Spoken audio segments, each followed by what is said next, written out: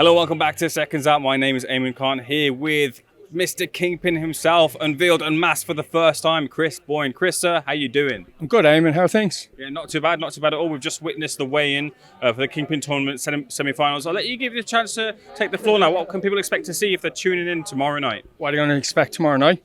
But did you see the weigh-ins? Did you see they're in some shape, the fighters? Do you know what it is, right? People look at, they're not professional boxers. They're influencers, but they are training like professional boxers, for professional athletes. So people are in for a serious good show tomorrow night.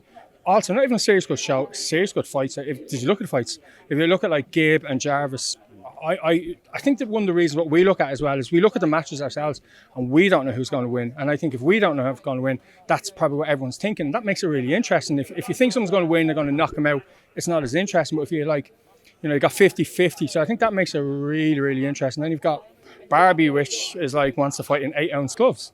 So I think every one of the fights is like really entertaining. So I think Dublin's in for a really good night tomorrow.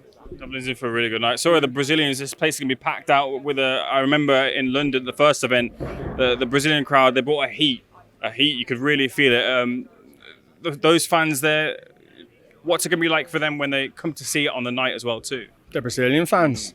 Well, as you say, you were in London when we done it, and I've been to so many shows, around so many shows, and I have never, ever in my life seen such an atmosphere. And when Nunes came out, even when Jully Poca came out, the whole place just was phenomenal. So look, it looks like there's a lot of Brazilians going to this one as well tomorrow. So I think if it's anything like London, they're going to take the roof off the tree arena, and that's what we want. We want that kind of atmosphere.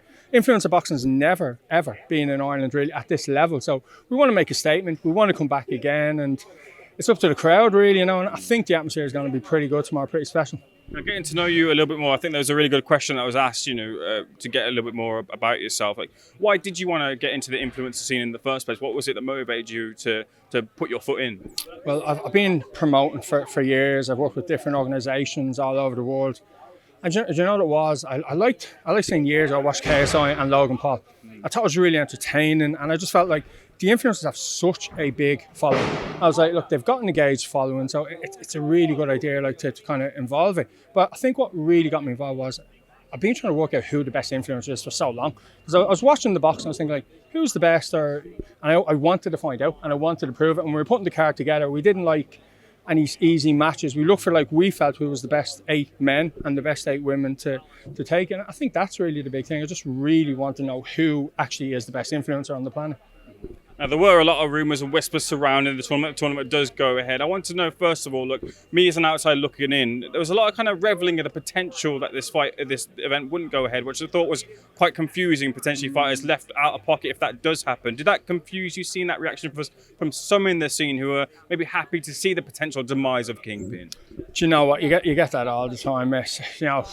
Everyone's not going to be happy with you. And yeah, look, a lot of people did probably want to see a demise. I don't know what that is. Maybe it's jealousy, because look, I feel like we've done 2 events. Well, actually 3. We've done the first one in the O2 Indigo to dip our feet in the water. We've done Wembley. It was phenomenal, and like great atmosphere, great fights. Fighters are very happy with what we do. We look after them. They're back here again. They're enjoying it, and they're going to enjoy the final as well. So, look, some people just don't want people to do well, but I don't worry about it. I don't care about it. We focus on what we want to do, and we'll do it well. Can you give us any information about what the situation was? Was it as true as maybe what was being reported? Not really, to be honest with you. Not really. Like, I know it was reported, and we saw all the stuff like Kingpyn bankrupt and stuff like that. No, not happening. Yes, there has been some challenging situations, but not bankrupt. It was more so we were like on the cusp of signing the DAZN deal. So like we saw these rumours and we thought, look, let them out, because when we do announce we have a DAZN deal, people will know then that we weren't bankrupt. I know a lot of people say that DAZN saved us, but we've been speaking to DAZN for a pretty long time, so it's always kind of been in the bag there. Does that mean you have to come out a little bit more and speak a little bit more louder because the other side is so vocal, so loud themselves? Look, in the traditional boxing sphere, you've got your promoters like Eddie Hearn and Frank Warren, they're very much at the forefront. Do you have to come at the forefront a little bit more now because of that stuff? I don't know. I wasn't really planning to come out that much. It was kind of like they asked me today and I thought, okay, give it a shot. Look, I don't mind. I'm pretty old now and I've done this a long time, so I don't want fame. I don't want that kind of stuff. I just really want to pull on really, really good shows, really good fights, really good events. The crowd really really good entertainment, good production, and that's it. Like, I don't care if I'm in the front or the back. As long as the fighters are happy, the crowd is happy, we'll keep doing it. If the people keep coming, the fighters keep fighting, we're going to keep going. I understand, obviously, you're fully focused on your own commitments, but can you tell me what your thoughts about the current quality of the competition, how you feel you fare up against the current state of the competition? What competition are we talking about? Well, Misfits, of course, being the Premier Cup. How we stack up in terms of... Look, I think Misfits is a great promotion. I do. So I'm not going to badmouth them. I think they're great. I think they're great what they've done for the influencer scene. They've had some great fights. Like, I've gone to the shows. I watch the shows every time.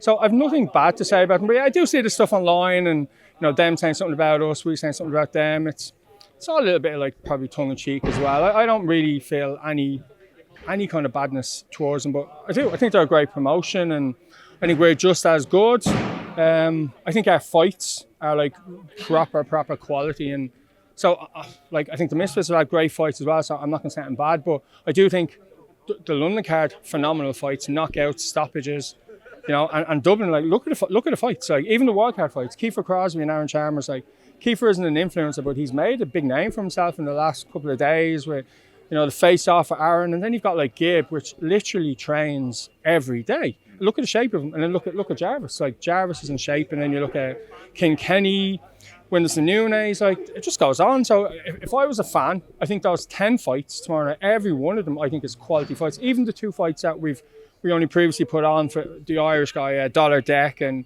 Ben Williams, like, they're great fights. Ben Williams is fairly handy. He's fighting a guy called Black Paddy, which has boxed Dylan Moran before, which is a pro boxer. Then we've got Dollar Deck, which has been fighting along, he's had a lot of fights. And we've got this guy, Golden Boy. He's boxing when he was young as well. So there's no, like, I think when people look at influencer boxing at the start, they're thinking like they don't know how to box, or, it's just a bit of fun, but they take it serious. So there's no messing about tomorrow night. It's 10-ounce gloves. Like, people are getting knocked out. Final question for me. Look, I remember watching Callis Allen put on the World Boxing Super Series, and it was always difficult. There was always delays, there was always problems, but they got over the line eventually. With the DAZN deal now tied up, is that the commitment that the final will go ahead come rain or hell or high water? Yeah, no, we've done a deal with DAZN. It's for the semi-final and the final. So yeah, absolutely. The final's going to go ahead. It's going to be on DAZN, and it's going to be spectacular. And look, we're going to add a few nice extra fights onto it as well. So yeah, it'll be really good. Chris, a real pleasure speaking to you. Looking forward to speaking to you more. Mr. Kingpyn himself. Thanks for speaking to Seconds Out, sir.